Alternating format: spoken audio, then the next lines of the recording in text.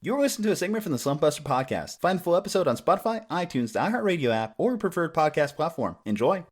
Now, the next one I have to touch on is Jimmy G. So I've been very vocal about my thoughts on Jimmy G's just makes sense as the quarterback for the Niners. But recently, mainstream media-wise, he's become one of the most polarizing quarterbacks in the league. I've seen Stephen A. hammer on him, multiple people hammer on him, all because of really that last throw at the end, that last 7 minutes of the Super Bowl. Do you think that Jimmy G should be the long-term star? Because in the offseason, we had the speculation on Brady, then Kirk Cousins' names keep floating around in the atmosphere. What do you think? Do you think that? Yeah, I mean, I think the reality in the NFL, unless you're Mahomes or Russell Wilson or Rodgers, most guys are kind of year to year or 2 years to, I mean, you're on a relatively short leash. It's the NFL, but how are they upgrading Jimmy Garoppolo? Patrick Mahomes is not falling in their lap. Deshaun Watson, to me, he's clearly of the guys under 30. He's not Mahomes. He's not Deshaun, but he's right there in the mix with everyone else. I'd rather have him than Dak. Yeah, I'd rather have him than Dak. I'd rather have him than Kirk Cousins, and look at Drew Brees, who's 40 years old. He's about to be out of the league, so you got a better quarterback situation than him. You would say Matt Ryan. I mean, Matt Ryan might have been a little more statistically successful with Kyle, but they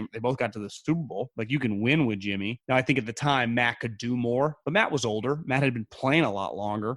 Where I'm not going to be too hard on Jimmy, and I like Jimmy as a player, he hasn't played that much. This was his first year being a full-time starter. And I'm also maybe have a softer spot for guys that make mistakes. I would rather have guys that, I don't want Jameis Winston, but I like a guy that'll push the envelope a little. Now, Jimmy, there'll be certain games you're like, whoa, Jimmy. Let's calm down, buddy. But for the most part, I think Jimmy, he had maybe the best game of the season of anyone, that Saints game, the way he played at Seattle, the game against LA. Their defense, while it turned back into a great defense in the playoffs, after about week 8 or 9, once guys started getting hurt, they became an offensive team, and they had to score, 30-plus, and that Saints game, 48 points. And Jimmy was a huge, huge reason why they were to be able. And the other thing at quarterback, you have to resonate with your teammates, and clearly the locker room freaking loves him, and he understands what it's like to be a teammate because he had a front row seat for Brady, who's probably one of the most beloved.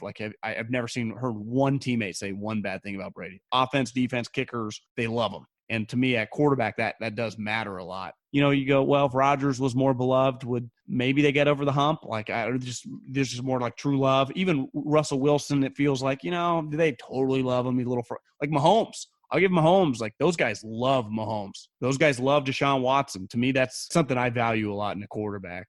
Once you're a good player, you got to be good enough for that to matter. But when your teammates really like you and they'll go to war for you, to me, that means a lot.